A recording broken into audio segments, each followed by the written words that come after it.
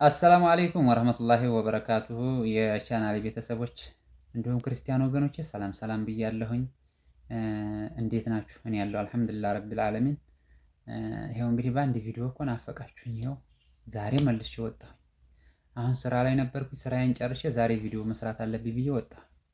አንዴ የተጀመራችሁት በቃ ይጥማችኋል ነው የምላችሁ። አረብ ሀገር እንኳን አንዴ የተቀመስ ነው በህጋዊም ይሁን በህገ ወጥ አንዴ የሀገር መውጣት ተለመድ እግርሽን ቢያስሩሽ ሀገር ላይ አትቀመጭም።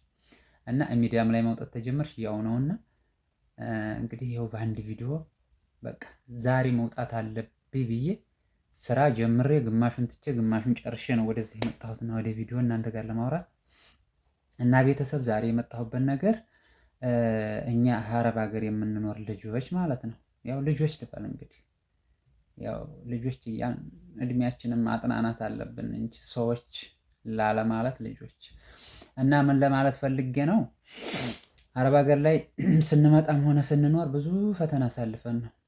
በተለይ በህገ ወጥ የምንመጣ ልጆች በባህር አሳነባሪ እናልፋለን። ከዛ ድንበር ላይ እርሳስ አልፈን ከዛ ደግሞ አረብ ሀገር ስንኖር ዛሬ ሹርጣ ያዘኝ ወይ ነገ በቃ እንደዚህ አይነት ነገሮችን እያሳለፍን እንኖራለን። የምንሰራት ገንዘብ ደግሞ ቤተሰብ የሚጠብቀው አይደለም። ወይ ለኛ እንሆን ወይ ለእነሱ አንሆን። በቃ አረብ ሀገር ላይ ጊዜያችንን ልጅነታችንን ማለት ነው እድሜያችንን ጭምርት ቅርጥፍ አድርገን እንበላለን። ቢያንስ አሁን እኔ እዚህ ሀገር የኖርኩትን ብነግራችሁ ራሳችሁን ነው የምትይዙ። በሌላ ቪዲዮ ነግራችኋለሁ። እድሜያችንንም ጊዜያችንንም ጨርሰን ወይንም ለራሳችን አንሆንም ወይንም ቤተሰብ እንደጠበቀን የቤተሰብን አንሆንም።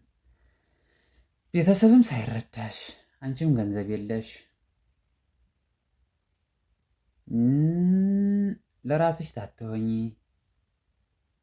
ተመኖር እህቴ 5ም ሰራሽ 10ም ሰራሽ 1ም ሰራሽ ብርሽን ያዥው ይጠቅምሻል። ቤተሰብንም ለመርዳት ይሁን ምንም ይሁን ገንዘብሽን ይዘሽ ለራስ ተደላድርሽ ተቀምጠሽ ብትረጂ ነው የሚጠቅም። ላንቺ ምስጋና ይኖርሻል። አንቺ ተለውጠሽ ሰው ሆነሽ ተተገኘሽ ያ የማይፈልግሽ ቤተሰብ የማይወድሽ ቤተሰብሽ ሁሉ ይመጣል። አሁን ግን አረብ ሀገር ሆነሽ ገንዘብሽን እየላክሽ ወንድሜ አንተ እንደዚህ በዝኩን፣ እህቴ አንቺ በእንደዝኩኝ፣ አባቴ አንተ በእንደዝኩን፣ እናቴ መሰለን እናትና አባት የሚቸገር የሚራብባችሁ ተሆነ ወደሽ ታይሆን በግድሽ የመቀለብ ግዴታ እስካለብሽ ድረስ እናትና አባትሽ ትቀልቢያለሽ። ያም የሚበሉትን የሚቀለባቸውን ነው ማለት ያዝኩት። ግን እናቴ አንቺ እንደዝኩኝ አባቴ አንተ ወንድሜ በዝኩን ስትይ ከርመሽ አረብ ሀገር ላይ ኢትዮጵያ ስትገቢ ምን ሰርተሽ መጥተሻል ነው መልስሽ። ስለዚህ እህቴ በተቻለሽ መጠን ጠንቀቅ በይ። በተለይ ሴት ልጆች ወላሂ የእናንተ መውደቂያ በጣም ያሳዝናል። በኋላ ላይ ለምን ይሄን አልክ ልትሉ ትችላላችሁ።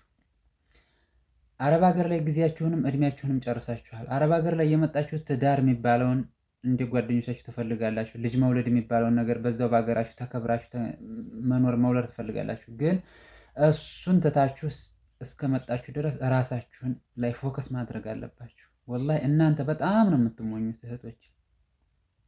በጣም ያው እንግዲህ ሴት ልጅ በመሰረቱ ለማንም አትጨክንም። ትንሽ እኛ ወንዶች ጨካኝ ነን። እናንተ አትጨክኑ፣ እኛን በጣም ጨካኝ ነን ወንዶች።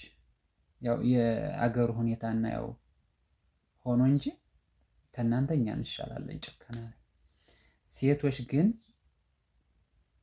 ያው እንሰማለን እናያለን፣ እናንተም ትሰማላችሁ ታያላችሁ። አሁን አረብ ሀገር ላይ 10 ዓመት 12 ዓመት ሰርተው ወርደው ምን እንደሚያጋጥማቸው የሰሩትን ቤት በቤተሰብ ይከዳሉ፣ ያስቀመጡትን ገንዘብ በቤተሰብ ይከዳሉ። እሱን አሻሽላችሁ ብትሰሩ ለእናንተ በጣም ይጠቅማችኋል። እንዴት ነው የምታሻሽሉት? ገንዘባችሁን እኔ የምመክረው በማራቅ በማሸሽ ከወንድም ይቅርታ አድርጉልኝ እህት አለኝ እኔ በነገራችን ላይ ከወንድም ወዘተ ታባትም ቢሆን ገንዘብን ማራቅ፣ ከነሱ አርቀሽ ገንዘብሽን ማኖር። ይሄ ካልሆነ በኋላ ያው የሚጠብቅሽን ታውቂያለሽ። ምን ሰርተሽ መጥተሻል? ወላሂ እነሱ ቤት ቢያንስ በተለይ ወንድም ቤት ተሁለት ቀን ተሶስት ቀን በላይ ኪስሽ ያለው እስከሚራገፍ ድረስ ብታድር እንጂ አያሳድርሽም። ምክንያቱም ያቺ ቤት ያለችው ምን ያህል ፊቷ እንደሚቆማጠጥ በማንኛችንም ቤተሰብ ውስጥ የምናውቀው ነገር ነው። እህት አለኝ፣ ወንድ ልጅ ነኝ። አልሐምዱሊላህ ረብል ዓለሚን። ግን እህቶቼ ምንም ቢሆን ኑሯቸው የተሻለን ላይም ባይሆኑ 5 እህቶች አሉኝ። ግን አልሐምዱሊላህ እዛው ትዳር ይዘው ነው የሚኖሩት።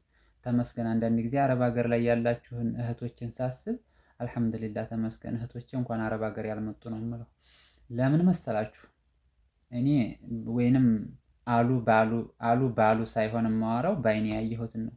ምን እንደሚሰራ እዚህ ሀገር ላይ በአይኔ ያየሁትን ነው ማረጋግጥላችሁ።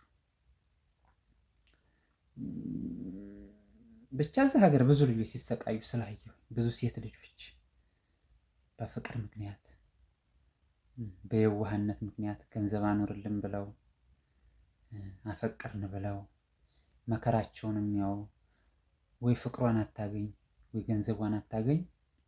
እንደዚህ እኮ ነው ብዙ እህቶቻችን መከራቸውን የሚያዋሉ። እና እህቶች በተቻላችሁ መጠን ስታፈቅሩም አስባችሁ ስትኖሩም አስባችሁ ኑሩ። ያው ዘመናችን የከፋ ዘመን ነው አሁን ዘመን።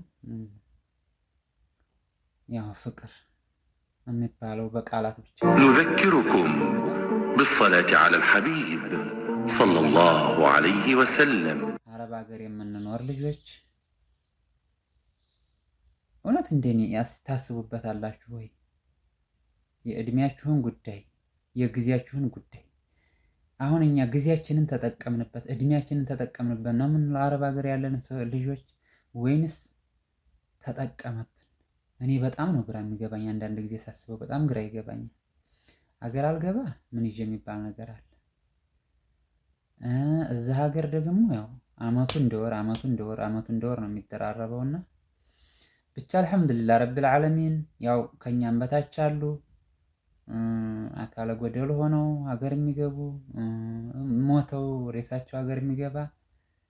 እንግዲህ ፈጣሪ ከእንደዚህ ያለ ነገር አላህ ይሰውረን። የመዳም ቅመሞች እኔ የምላችሁ ነገር በተቻለ መጠን ገንዘባችሁን ብታጠብቁት ነገ ይጠቅማችኋል። መሰለን ልጅም መውለድ አለ።